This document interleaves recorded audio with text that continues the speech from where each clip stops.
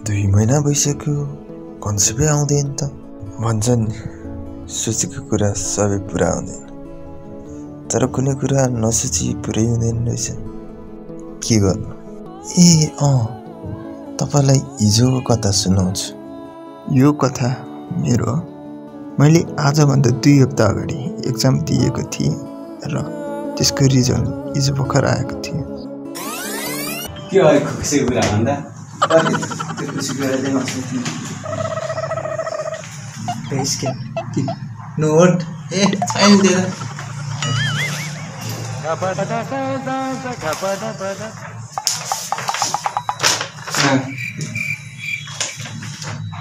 नाइजन कति आएछ? इङ्ग्लिसमा 60, इकोनोमिक्समा 80, अकाउन्टमा 80, म्याथमा 60, बिजनेसमा 80, टोटल 1।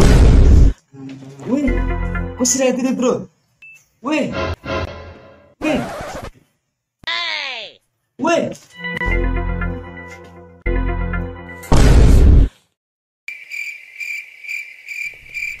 के हो एक्जाममा त पुरै इ ल्याएछस् त। इङ्ग्लिसमा 60, इकोनोमिक्समा 80, अकाउन्टमा 80, म्याथमा 60, बिजनेसमा 80, के अरे हो टोटल 1। अन ठुले पढेर खाँदैन गाउँमा गएर अलो जो उडायो सपना सबै हुरीले, उडायो